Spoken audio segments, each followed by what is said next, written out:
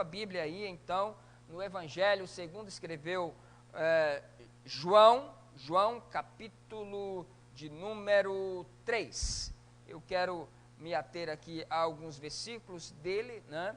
E os irmãos vão aí, a gente vai viajar aqui por todo o Novo Testamento. Principalmente hoje a gente vai falar um pouco, usar bastante dois livros aqui, o Evangelho segundo São João e o livro do Apocalipse. Hoje nós vamos falar no Reino de Deus na visão de João. Por que João, irmãos? Por que os evangelhos sinóticos? Por que falam evangelhos sinóticos, Mateus, Marcos e Lucas? É porque eles têm praticamente a mesma ótica, é por isso que fala sinóticos, a mesma visão, a mesma ótica. Mateus, ele escreve para mostrar o Messias, que Jesus era o Messias, ele escreve praticamente diretamente ao povo judeu, por isso que ele escreve no começo genealogia, por isso que ele evoca muitas profecias do Antigo Testamento. É muito comum você ver em Mateus ele dizendo, para que se cumprisse a profecia do livro tal, do livro tal. Por quê? Porque ele estava querendo mostrar a Jesus como o Messias que veio, né? Já Marcos escreve para mostrar o servo sofredor. É tanto que Marcos, ele não fala de genealogia, é um livro bem resumido, bem compacto. Ele já começa falando de João Batista para frente, ele não dá muito detalhes, mas ele mostra muito Jesus servindo as pessoas, curando as pessoas, trazendo os milagres, estando sempre pronto. Então ele mostra esse Jesus servo sofredor. Aí vem Lucas. Lucas era um cronista, era um médico, era um historiador, era alguém muito criterioso com seus... Aí Lucas já faz uma entrevista com muita gente, com muitas pessoas, e ele faz um tratado. O livro de Lucas, ele é completo, ele é desde Lucas até Atos dos Apóstolos, ele é um livro só. E aí na cronologia, né, na organização, na canonização da Bíblia, eles dividiram Evangelho e Atos dos Apóstolos, mas é um livro só que Lucas faz. E aí ele mostra esse Jesus como o varão perfeito, como o homem perfeito, como o homem sem mácula, sem defeito, o Jesus encarnado, o próprio Cristo perfeito. E aí vem João, e João é totalmente diferente. João já mostra Jesus como o próprio Deus. Ele não está preocupado em mostrar, ele mostrou só 7 milagres de Jesus, e nesses milagres que ele mostra sobre Jesus, ele está mostrando ali exemplos do próprio Deus. É tanto que ele começa o livro dele falando sobre o verbo, né? No princípio era o verbo era Deus, e o verbo estava com Deus, e o verbo se fez carne e habitou entre nós, e os homens amaram mais as trevas do que a luz. Então, João, ele vem mostrar ali no seu evangelho, Jesus como Deus encarnado entre nós. Então vamos ver hoje aqui o que se fala sobre o reino de Deus a partir do evangelho de João.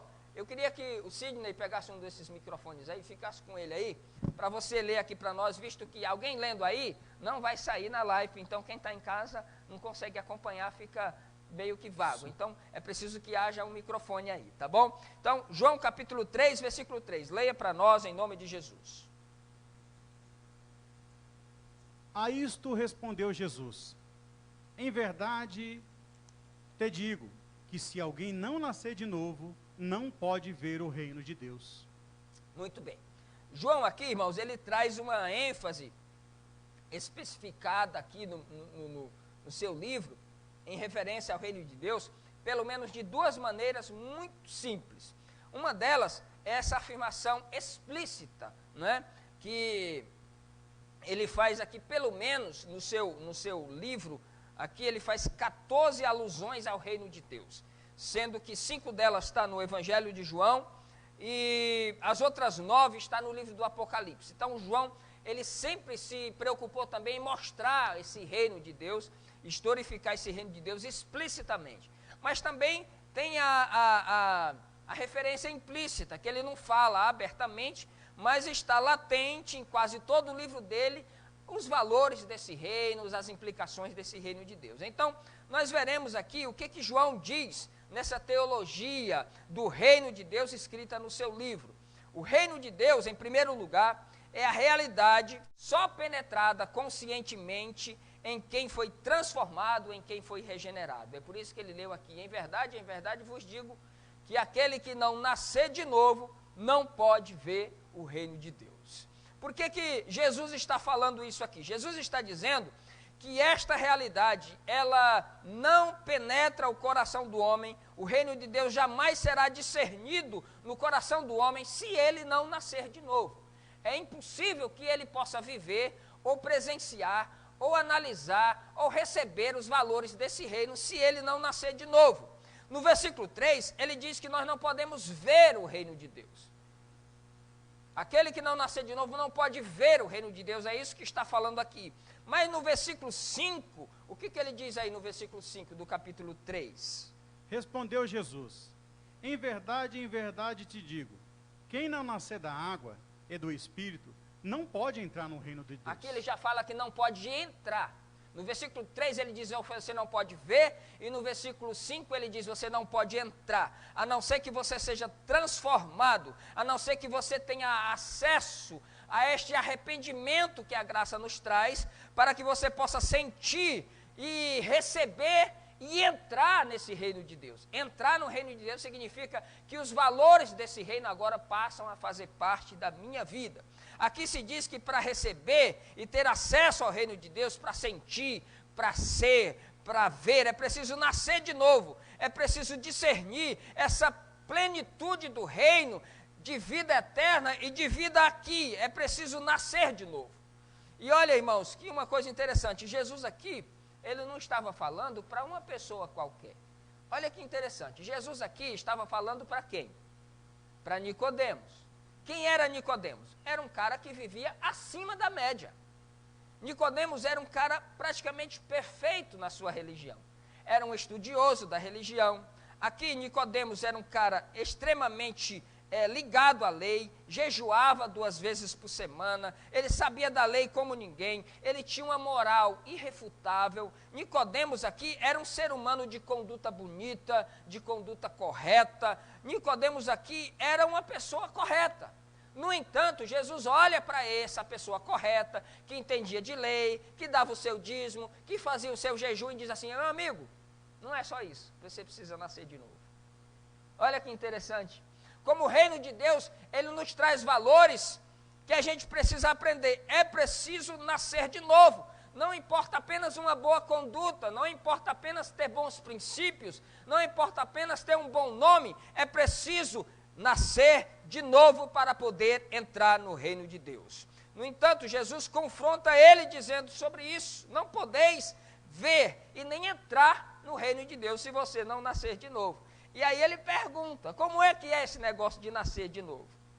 Como é que é esse negócio de nascer de novo? E aí o versículo 14 do capítulo 3, ele diz o que aí, Sidney? E do modo por que Moisés levantou a serpente, no deserto, assim importa que o Filho do Homem seja levantado. Aqui ele começa a fazer algumas alusões e algumas simbologias. Observe o seguinte, ele aponta aqui o seguinte, que o nascimento de novo começa com um acreditar da minha parte em Cristo Jesus. De acreditar que Cristo Jesus levou na cruz do Calvário a minha culpa. Que Jesus se responsabilizou pelo meu pecado. Ou seja, ele diz, do mesmo jeito que Moisés levanta a serpente no deserto. O que é isso?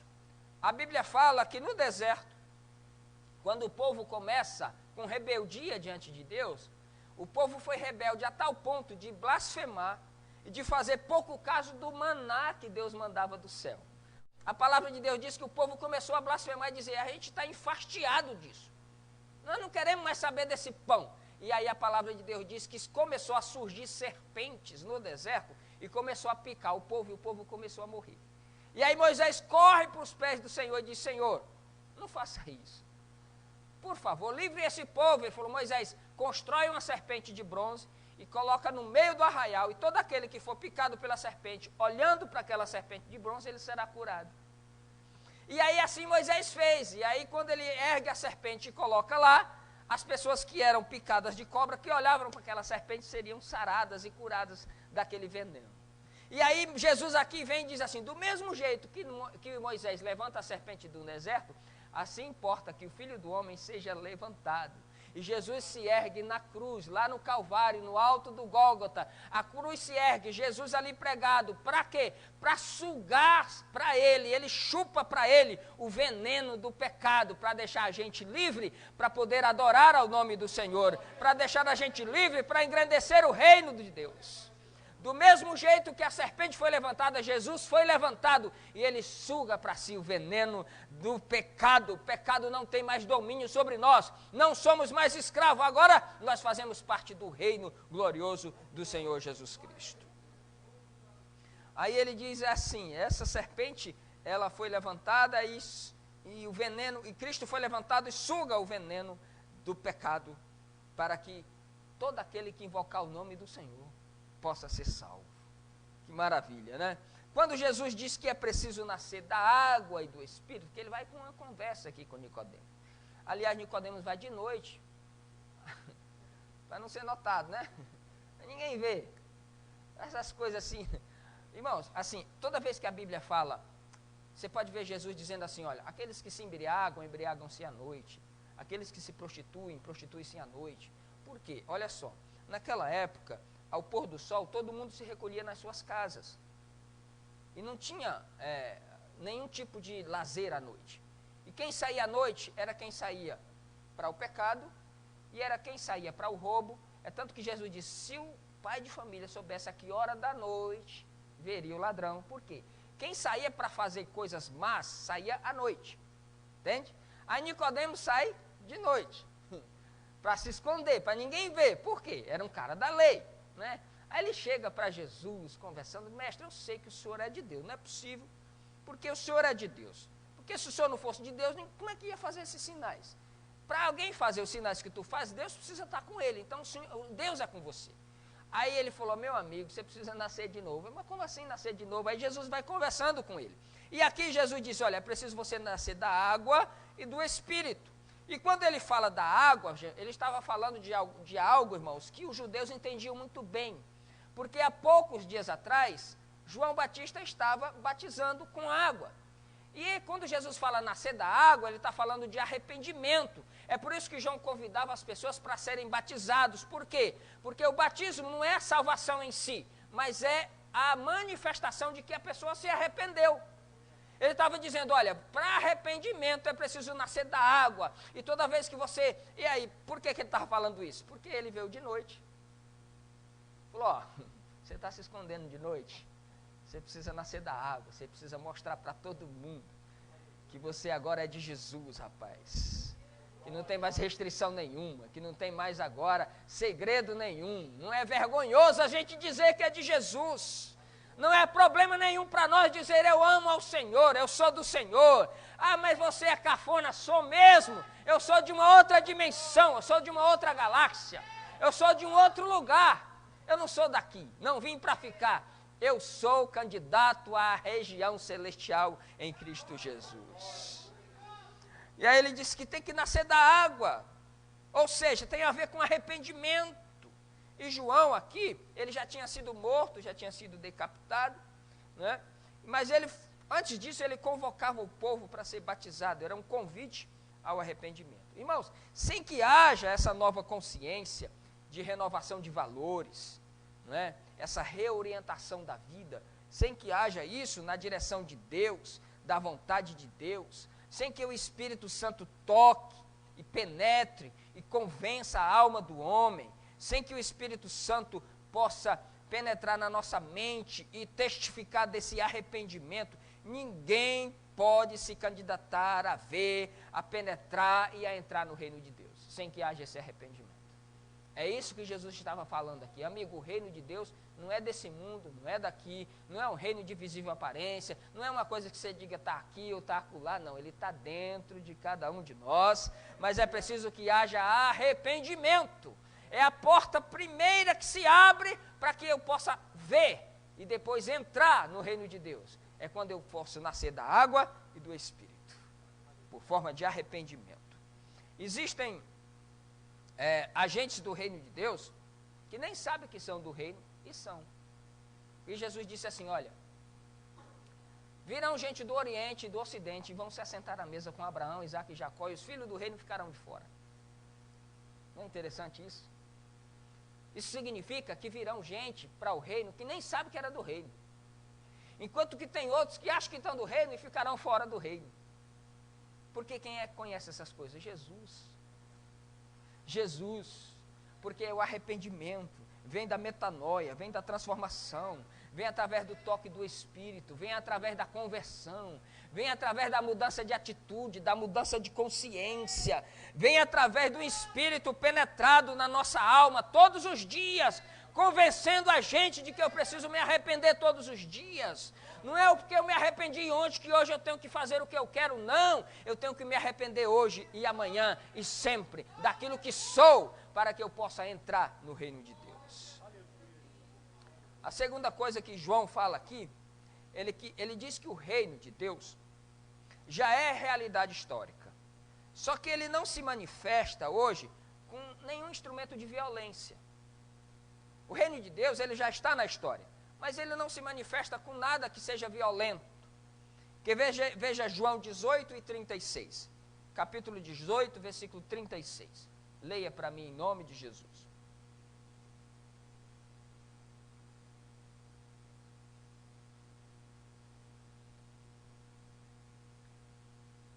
E respondeu Jesus: o meu reino não é deste mundo.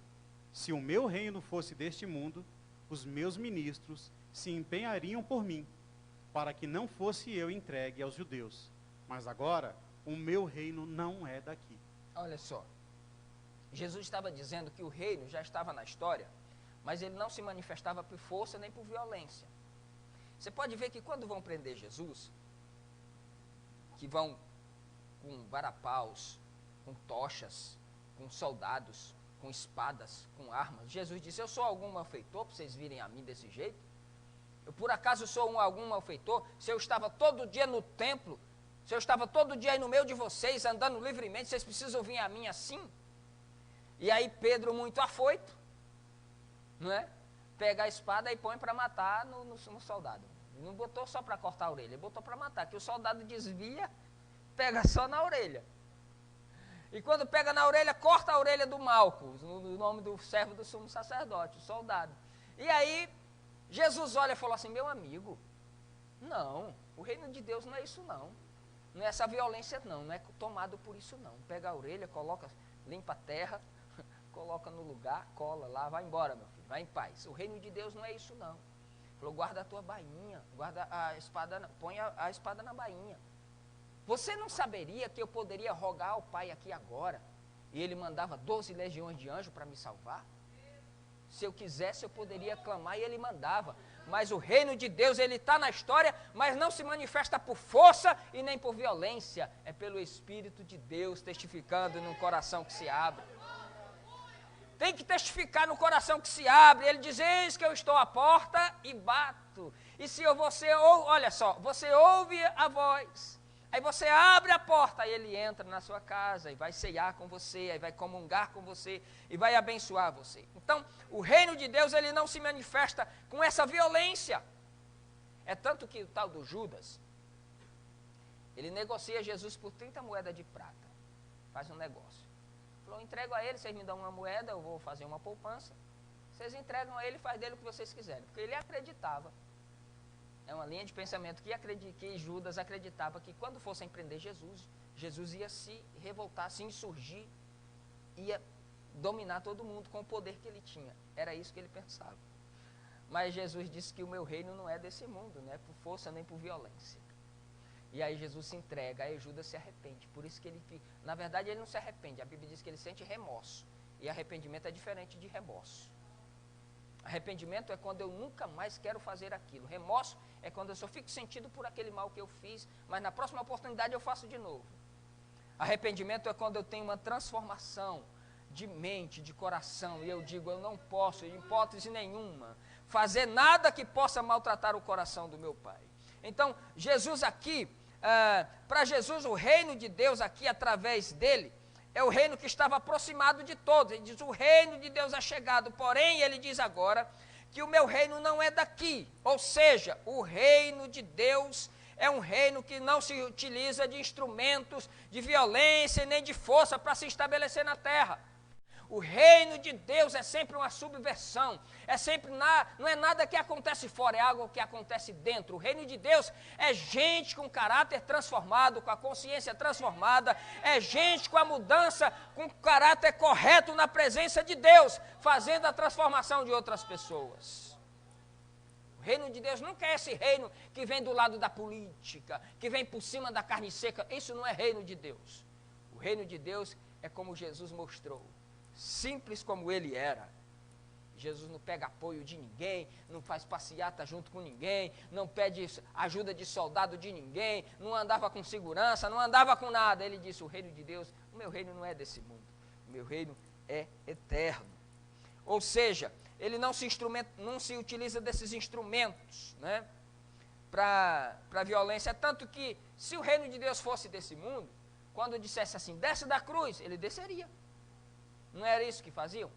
Tu não é o filho de Deus? Desce da cruz, salva a ti e a nós mesmos. Aí a Bíblia diz que as pessoas passavam e meneavam a cabeça, eles ficavam balançando a cabeça. Olha isso aí, diz que era rei dos judeus, diz que curava as pessoas e agora não consegue salvar a ele. E aí os sacerdotes chegavam diante de Jesus e diziam assim, tu não és o Cristo, tu não dizia que Deus era teu pai, agora chama Deus para salvar você. Imagine o filho de Deus ouvindo tudo isso. Ele poderia descer da cruz? Poderia.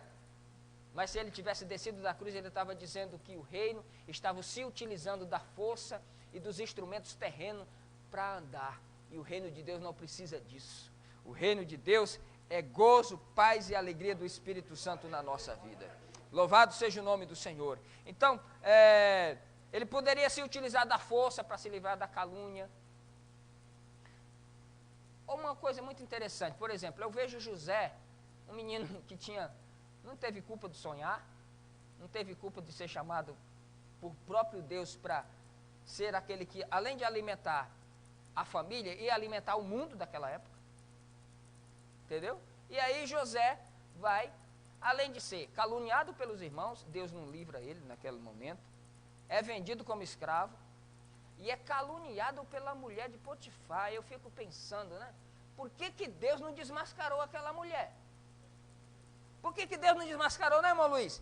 Aquela mulher, né, desculpa a expressão, sem vergonha, que inventa uma calúnia do servo de Deus, e Deus não desmascara aquela mulher, livrando ele da prisão, porque o reino de Deus não é com força, não é com violência. E quando José vai para o cárcere, ele estava mais próximo de realizar o plano de Deus que Deus precisava.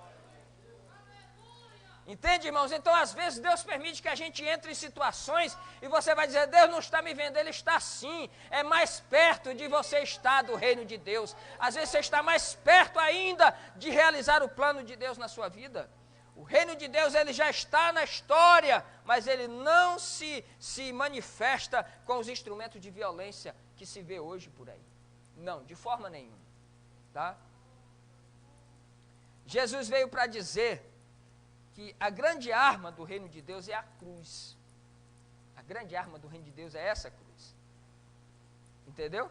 A grande arma do reino de Deus, ou seja, a opção de Deus de se vencer ou de se deixar por fraco. A Bíblia fala lá em Filipenses, que ele mesmo sendo, é Filipenses? Mesmo sendo Deus, não usurpou ser igual a Deus, ou é Colossenses? Filipenses, né? Mesmo sendo Deus, não usurpou ser igual a Deus, mas humilhou-se tomando forma de servo. E achando-se na forma de servo, humilhou até a morte, e morte de cruz. Deus optou por ser pequeno, por ser um de nós, em Jesus. Isso é o reino de Deus. Ele se aniquila, se diminui para ser um de nós.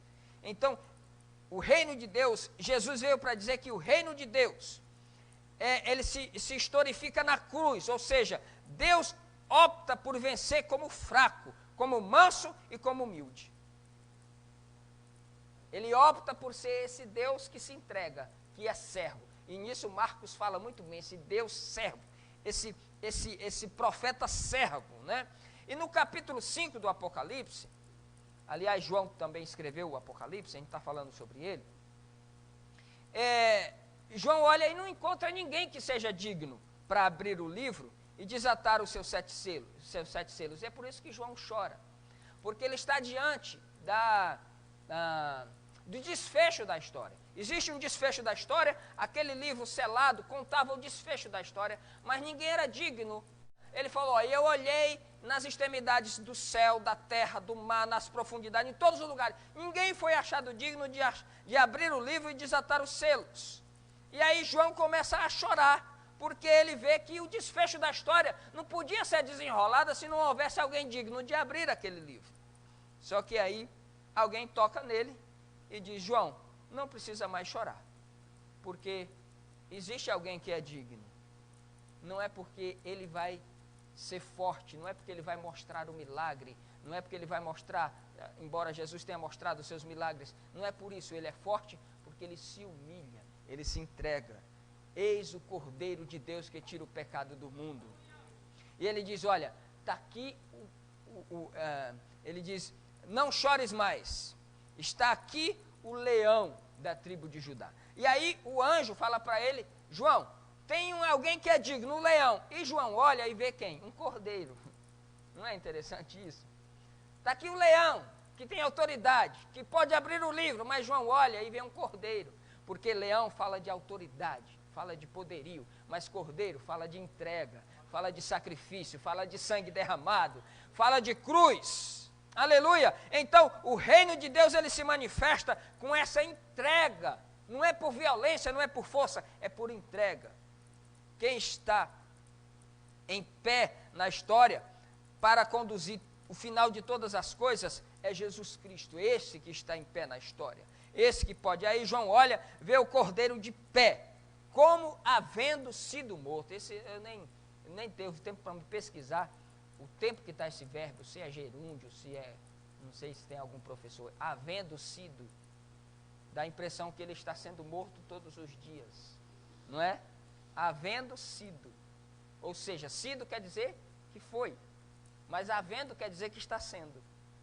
Ele morto na história pelos séculos dos séculos, o cordeiro que foi imolado antes da fundação do mundo, mas que ainda hoje é entregue por nós e pelos nossos pecados, inclusive o que nós vamos cometer amanhã, ele já está perdoando em nome do Senhor Jesus Cristo. Aleluia! Então, ele está dizendo aqui, e João vê esse cordeiro de pé. E quem está em pé para conduzir o final de todas as coisas é Jesus Cristo. Foi justamente o que optou por esses outros instrumentos, e não por força, e não por violência. E os discípulos acreditavam que Jesus realmente ia reinar com essa força mesmo. Ele ia dominar tudo, ele ia chegar perto dos romanos, ia tomar o trono, e é tanto que a mãe de 2 deles chegou lá e falou, o senhor deixa que no seu reino um filho meu sente à tua direita e outro à esquerda? Aí Jesus disse, vocês estão de bobeira, né? Vocês não sabem o que vocês estão pedindo, né? Vocês podem passar, beber o cálice que eu vou passar? Aí eles disseram, podemos. Aí Jesus, realmente, vocês vão beber o cálice que eu vou passar. Mas quando sentar à minha direita ou à minha esquerda, isso compete a meu Pai. Isso não compete a mim. Então Jesus estava dizendo do cálice, era da entrega, da morte, da forma que ele ia morrer. Os discípulos também morreram dessa mesma forma, se entregando, morreram de morte cruel, para levar adiante essa mensagem do reino de Deus, que não se manifesta na história através de força nem de violência, mas de entrega e de serviço em prol da vontade de Deus. Então Jesus optou pela cruz, Jesus optou pela força do amor, Jesus optou pela força da entrega, Jesus optou pelo poder da misericórdia, Jesus optou pela graça, pela garra da esperança, por realizar a vontade de Deus contra os instrumentos da morte. E é por isso que, quando ele estava em silêncio no sábado, a Bíblia diz que ele desce, ele vai às regiões escuras do inferno, e ali ele toma a chave da morte e do inferno e ressurge vitorioso. E ele disse para os discípulos, depois que ele ressuscitou, é-me dado todo o poder no céu e na terra. E por que que ele vence? Porque ele é poderoso e ele se entrega. O reino de Deus não é um reino de aparência visível e nem de força e nem de violência, mas é um reino de humildade e de entrega ao serviço do poder e da misericórdia de Deus. O reino de Deus, ele está aqui como realidade histórica, mas não se utiliza de nenhum instrumento de violência. Toda vez que você vê alguém usando a violência como, como é que eu vou falar? Se alguém utilizar a violência como pré-requisito para estabelecer o reino, não é reino de Deus, é reino do homem, é reino do diabo talvez, mas o reino de Deus é um reino de humildade, de entrega. Jesus poderia descer da cruz, Jesus poderia fazer aqueles soldados engolirem a língua, Jesus poderia fazer tudo o que ele poderia fazer, mas ele não optou por fazer, por quê? Porque ele se entregou por nós, e ali estava a verdadeira vitória, ali estava o verdadeiro reino sendo historificado. Em terceiro lugar, João diz que o reino de Deus é uma realidade que tem na igreja, nós, o seu sinal mais visível. Você é o sinal mais visível do reino de Deus, sabia disso?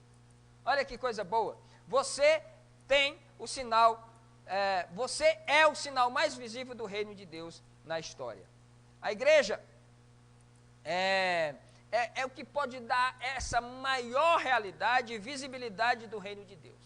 Quer ver? Você leia Apocalipse capítulo 1, versículo 6.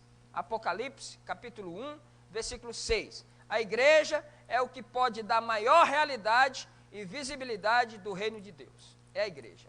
E nos constituiu o reino, sacerdotes, para o seu Deus e Pai, e ele a glória e o domínio pelo século dos séculos. Amém. Deus nos constituiu reino e sacerdote. Nós somos sacerdotes desse reino. Entendeu? Você é alguém que representa esse reino. E esse alguém que representa esse reino, ele precisa andar de conformidade com o reino. Senão há uma contradição muito grande, né? Então, Deus está se referindo aqui a nós, a igreja, ao povo que diz sim para a cruz, ao povo que diz sim ao senhorio de Deus, ao povo que diz sim ao arrependimento, ao povo que diz sim à humildade, à simplicidade. A este Deus os constitui reinos e sacerdotes. É claro que o reino, ele é bem maior do que a igreja, tá certo? A igreja não é maior do que o reino, né? A igreja, ela não detém o reino. Você entende isso? Ela representa o reino, mas ela não detém o reino. Por quê? A igreja não manipula o reino. E é por isso que Jesus disse, eu volto a repetir, virão do Oriente, do Ocidente, pessoas, e assentar-se-ão à mesa com Abraão, Isaque e Jacó, e os filhos do reino ficarão de fora. Isso prova que a igreja não manipula o reino. Deus salva quem Ele quer. Aliás, Deus salva quem eu não quero. Sabia? Deus usa quem eu não quero que Ele use, Ele usa. Deus usa quem o ministério não quer. Às vezes o ministério não quer e Deus vai lá e usa. Porque Ele é livre, porque a igreja não manipula o reino. Entendeu? O reino é maior do que a igreja. É o reino que detém a igreja, não a igreja que detém o reino. Não manipula o reino, não monopoliza o reino, não domestica o reino. A igreja não vai botar o reino numa caixinha de sapato e domesticar o reino. O reino não é patrimônio da igreja, a igreja é patrimônio do reino. Você é patrimônio do reino de Deus, mas no reino de Deus não é seu patrimônio. Você não pode dizer quem vai ser salvo, quem sobe, quem desce, quem fica. Você não tem essa capacidade. Você tem apenas a responsabilidade de sinalizar esse reino com clareza, com firmeza, com humildade, com dignidade, com arrependimento, com sobriedade, para que as pessoas possam ver as vossas boas obras e glorifiquem o vosso Pai que estais nos céus. Não é o reino que é da igreja, é a igreja que é do reino. E é por isso que o reino atinge dimensões que vão para além da inteligência humana, extrapola as perspectivas maiores que você possa imaginar de consciência. Aliás, uma das histórias muito assim, impressionantes na Bíblia é a história de Jonas. Porque Deus chama Jonas para pregar para um povo que ele não queria que o povo fosse salvo. Porque os ninivitas, irmãos, eles eram cruéis. Pensa num povo cruel. Eles eram terríveis. E os ninivitas, irmão, eram quem destruíam Israel, destruíam as plantações. Eles castravam os homens, eles estupravam as moças jovens, eles usavam como escravas sexuais, eles conservavam as crianças para serem escravas. E Aí esse Jonas é convidado para pregar para esse povo. Ele disse, não vou. Não vou. Não é interessante isso, irmão? É a mesma coisa de chamar um corintiano para ajudar um São Paulino. É meio complicado, não dá muito certo. Entende? Aí Jonas falou, não vou. Eu vou é para outro lugar. E pegou um navio que ia para Tarsis. Você sabe quanto tempo mais ou menos durava essa viagem? 1 ano. Ele falou, eu vou para longe, eu vou para onde o Judas perdeu as botas, mais para frente ainda. Deus não vai me achar, ninguém vai me achar. E ele foi. E no meio da tempestade, no meio do mar, aí Deus causa lá um redemoinho, né? Aí lá vem as ondas e tal, e o Jonas dormindo. Porque a pessoa quando foge da presença de Deus, quando não se encaixa no reino, ela se torna um dormente. Ela se torna um displicente. Os caras lá adoravam o Deus Sol, ao Deus Lua, o Deus do mar, o Deus do vento, e o vento nada. E o mar agitado, a gente vai morrer, joga as cargas fora, e desocupa o navio, e esvazia o navio, e nada, e nada. Aí está lá Jonas dormindo, aí ele chega lá, balança ele, meu amigo, o que você está fazendo aqui, dormindo aqui, a gente está morrendo aqui, tu é da onde? De onde é tu? Qual é o teu povo? Qual é o teu Deus? Ele falou, entende? Qual é o teu povo? Qual é o teu Deus? Qual é a tua ocupação? O que você faz na vida? Ele falou, eu sou hebreu, temo ao Senhor, que fez o céu, o mar e a terra seca, é dono disso daí tudo. É dono disso tudo. E está assim revoltado é por minha causa. Ainda bem que ele tinha coragem de falar, né? Aí ele fala, e agora? Ele falou, rapaz, nós estamos aqui invocando o Deus Sol, o Deus Lua. Tu serve ao Deus que é dono do Sol e dono da Lua? Tu está fugindo desse Deus, nós estamos com medo do nosso que é pequeno. Tu está fugindo desse? Ele falou, estou fugindo. E agora? Ele falou, pode me jogar no mar, porque eu não vou. Não vou. Tu acha que ele pediu para jogar ali no mar porque ele queria viver? Ele queria morrer, irmão. Então, pode me jogar no mar, que o problema é por minha causa. E quando joga, aí Deus prepara o peixe para segurar ele. Leva lá para a profundeza. No 3º dia, Jonas na profundeza, no ventre do peixe. Aí ele faz uma oração a Deus. Das profundezas do inferno eu clamo ao Senhor. Fala, agora você vai, Jonas? Eu vou, Senhor. Aí o peixe vomita Jonas lá perto da praia. Jonas sai andando na cidade com raiva. Deus vai destruir essa cidade. E a Bíblia diz que durante o dia, foi um dia, né? O dia inteiro ele prega, andando na cidade inteira. Deus vai destruir a cidade. Aí o povo escuta a palavra e se arrepende. Que coisa, o povo se arrepende da palavra. Aí eles, não, vamos se arrepender. Aí convocam um jejum, aí jejuam o rei, e jejuam todo mundo, e os animais, e todos, se arrependeram todo mundo. Aí Jonas prega, falou, agora eu vou subir no monte, só quero ver o estrondo, só quero ver o papoco, só quero ver tudo pegando fogo. Vou lá ficar assistindo. Aí passa o dia nada. Aí ele diz, mas não. Aí ele vai questionar com Deus, não é? Eu sabia que era assim. Por isso que eu não queria ir, porque eu sabia que o Senhor era misericordioso. Eu sabia que se esse povo se arrependesse, o Senhor ia se arrepender também. Eu sabia disso. Porque o reino de Deus, ele é essa maravilha, irmãos. Enquanto estiver um coração arrependido, com os braços erguidos para Deus, existe bênção, existe perdão, existe graça, existe misericórdia de Deus. Aleluia! E aí Deus, mas Deus é tão paciente que ele trata com o povo ninivita, o povo se arrepende. Agora ele precisa tratar com Jonas. Aí Jonas está lá deitadão, aí ele faz nascer uma plantinha bem bonitinha. Do dia para a noite aquela planta sobe, cresce, faz uma sombra bonita e cobre Jonas. Jonas fica todo feliz. Falou, que maravilha, muito obrigado, Senhor, por essa planta. Né? Que maravilha, agora eu estou feliz demais aqui. Aí no dia seguinte, quando o sol sai, aquela planta, aquela sombra, aí diz Deus, manda um vermezinho pequeno. Um bichinho. Aí dá uma picadinha na raiz da planta, a planta seca na mesma hora. Aí Jonas ficou nervoso de novo. O sol bateu bem na careca dele. Ele falou, e agora? Aí ficou indignado. Aí Deus disse assim, rapaz, você está indignado com uma planta que você não plantou. Ela nasceu de manhã e secou de noite, você não regou, não plantou, você está com dó da planta. E você não tem dó dessa cidade com milhares de pessoas que não sabem distinguir a mão esquerda da direita. Tu acha que eu não teria misericórdia dessa gente? E ele disse, não, eu quero que o Senhor salve todo mundo, menos os meus inimigos. Ele falou, mas eu vou salvar eles, porque a minha graça alcança a qualquer pessoa.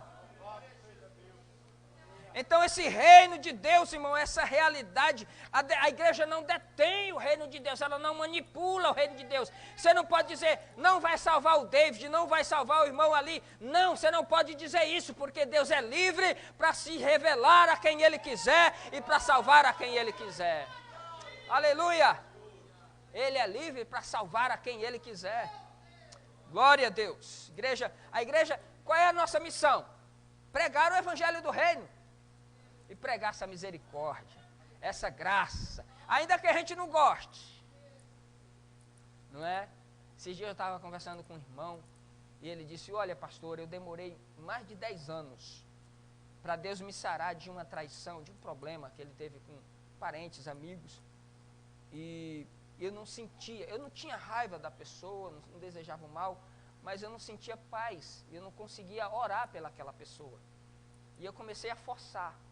E um dia eu comecei a orar, pedi para que Deus o abençoasse. E a partir desse dia que ele começou a forçar essa oração, para que Deus o abençoasse, Deus cobre de bênção essa pessoa, estende as tuas mãos sobre ela, abre as portas, faz prosperar, manda dinheiro para ela. Ele começou a orar assim, aí a Bíblia, ele diz que a porta do coração dele se abriu, aquele peso saiu. Irmãos, nós devemos, como reinos, sinalizadores desse reino, orar desta forma, até por quem a gente não gosta. É assim que tem que ser. João disse que Jesus nos constituiu reinos. Apocalipse 5:10 também fala disso. Leia aí, Sidney, rapidamente. Eu não sei quanto tempo eu já estou pregando, aquele relógio está parado, mas eu garanto para você que quinta-feira eu trago uma pilha para ele. Eu não tenho noção. Falta 10 para as 9, já está na hora de parar, mas leia aí. Sim. E para o nosso Deus, os constituístes reino e sacerdotes, e reinarão sobre a terra. Você. Saiba que hoje você reina sobre a terra, mas não é o reino que falam por aí, de você dominar tudo, de você estar na concorrência, a sua é quem vence. Entendeu? As outras concorrências, trabalhar em Uber é só você que pega passageiro, os outros não. Não é isso não. Não é se vencer, não é se reinar não. Tá certo? Montou uma padaria, é só a minha que vai ganhar dinheiro, as outras podem padecer. Não é assim não. Deus está falando que nós seremos reinos e sacerdotes para reinar nesta simplicidade que Ele reinou. É as pessoas massacrando a gente, irmão Aurenice, e a gente dizendo, graças a Deus.